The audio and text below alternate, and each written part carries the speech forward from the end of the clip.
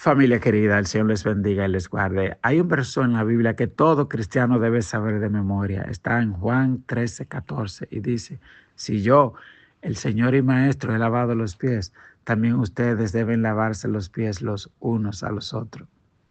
Fíjese que Jesús, en vez de decir, como yo les he lavado los pies, ustedes tienen que lavármelo a mí. No, Jesús dijo, ustedes tienen que lavarse los unos a los otros. Es decir, el amor, el servicio que yo les he mostrado a ustedes es para que ustedes lo muestren con sus semejantes. La manera de ustedes mostrar amor y obediencia a mí es cuando ustedes manifiesten esos frutos en sus semejantes. Esa es la esencia del devocional de hoy.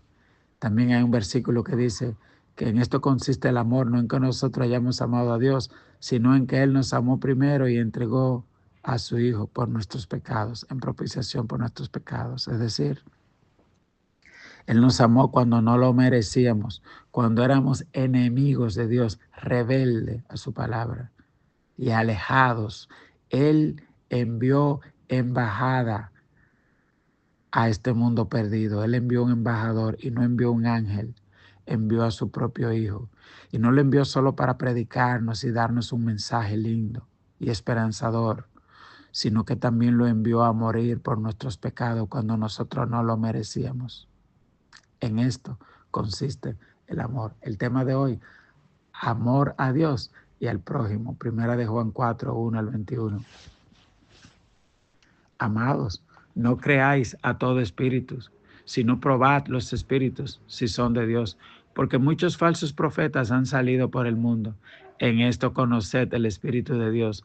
Todo espíritu que confiesa que Jesucristo ha venido en carne es de Dios. Y todo espíritu que no confiesa que Jesucristo ha venido en carne no es de Dios. Y este es el espíritu del anticristo, el cual vosotros habéis oído que viene y que ahora está en el mundo. A ver, el espíritu del anticristo es todo lo que niega a Cristo. Usted puede decir, yo soy cristiano, pero tener a un Cristo que no es el Cristo de la Biblia, sino tu propio Cristo, que te apoya todas tus sinvergüencerías y tu pecado, y que vives tu vida a tu manera, y te llamas cristiano, no, tú eres un anticristo o una anticristo. ¿Ves? Porque cristiano es el que tiene al Cristo de la Biblia. Número uno. Número dos, Juan está diciendo acá, no creáis a todo espíritu, porque hay falso profeta. Es decir, y dice que el que no confiesa que Jesucristo vino en carne, lo que pasa es que en aquel tiempo estaban los gnósticos, quienes enseñaban que Jesús es Dios, pero no que Jesús se hizo hombre, porque toda carne es inmunda. ¿Cómo que Dios se hizo hombre? Entonces, eso no es cierto, que Dios se hizo hombre. Entonces, tú tienes que creer el evangelio de la Biblia. Y Juan decía, es que nosotros lo vimos. Nosotros estuvimos con él. Y sí es verdad, él era Dios, pero es que nosotros lo vimos. Y cuando resucitó, Tomás entró su mano en el costado. Sí, él es Dios, pero él añadió humanidad a su deidad. Él se hizo un hombre. Y Juan decía, el que viene a ustedes predicándole lo más bonito que le predique y niegue que Jesús se hizo hombre y anduvo entre nosotros, ese es un anticristo, ese es falso, eso es un falso cristianismo. Esa no es la única prueba del falso cristianismo, pero en ese tiempo Juan le dijo, tengan cuidado. Y hoy tal vez usted puede ver una gente que habla muy bonito, que hace muchos milagros, que hace tal cosa, pero que no se ajusta a los patrones bíblicos. Usted dice, pero mira, esto no es bíblico. Entonces, los ancianos de la iglesia tienen la responsabilidad de juzgar, de evaluar y ver a quién le entregan el púlpito, ¿verdad?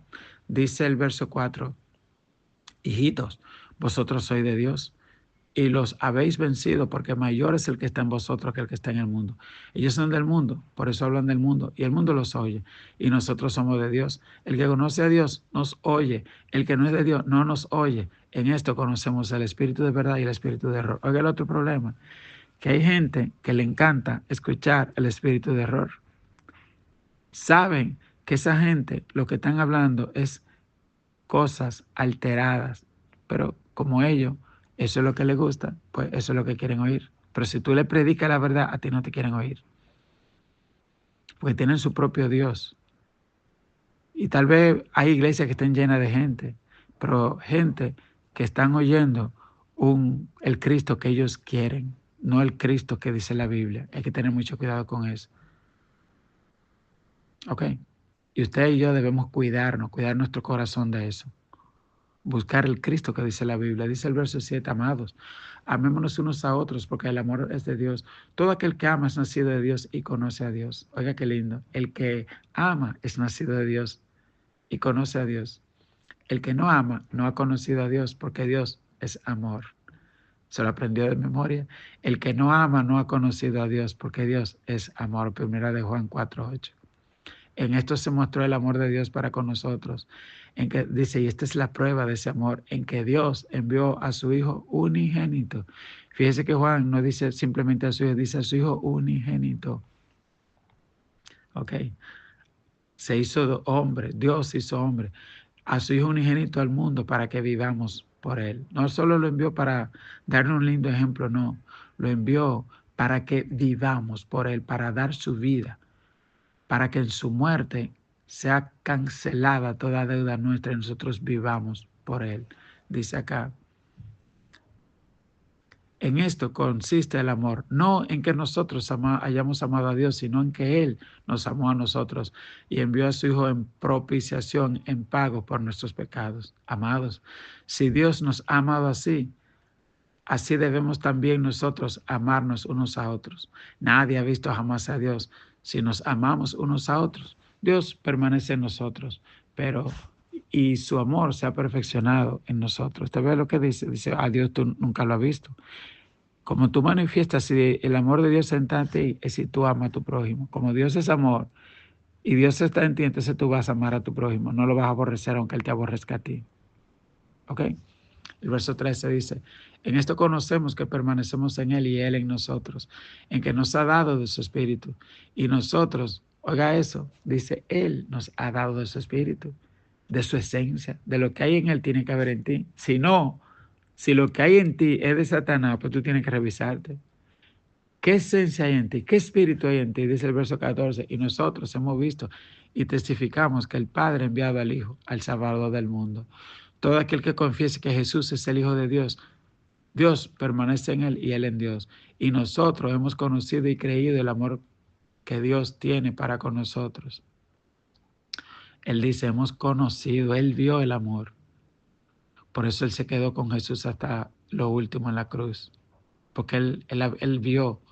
Y dice el verso 17, en esto se ha perfeccionado el amor en nosotros, para que tengamos confianza en el día del juicio, pues como Él es, así nosotros en este mundo. O sea que hay personas que dicen, no, yo estoy preparado para el examen, hasta que te ponen el examen delante y ahí te entran todos los temblores. Entonces, no, yo estoy bien con Dios, sí, hasta el día del juicio. Cuando tú veas que el cielo y la tierra huyan delante del Dios que se sienta en el gran trono blanco. Y ahí ya tú no vas a ser juzgado según nuestra conciencia corrompida, sino según la palabra. Jesús dijo, aquel día no juzgaré a nadie, en mi palabra ellas juzgarán. Pero dice la Biblia que el que hoy anda conforme a la palabra, ese día dice que se va a presentar delante de Dios confiado. Y dice el verso 14, en el amor no hay temor, sino que el perfecto amor echa fuera el temor, porque el temor lleva en sí castigo, de donde el que teme no ha sido perfeccionado en el amor. Nosotros le amamos a Él porque Él nos amó primero. Si alguno dice, yo amo a Dios y aborrece a su hermano, es mentiroso. Pues el que no ama a su hermano, a quien ha visto, ¿cómo puede amar a Dios a quien no ha visto? Y nosotros tenemos este mandamiento de Él. El que ama a Dios, ame también a su hermano. Dios te bendiga, familia. Dios te guarde. Les recordamos que este viernes tenemos vigilia en la iglesia a partir de las 9 de la noche. Les recordamos también que estamos en los 21 días del ayuno de Daniel y que usted debe tomar tiempo para buscarle a Dios en ayuno, en oración, en ruego, en súplica. Dios te bendiga y Dios te guarde.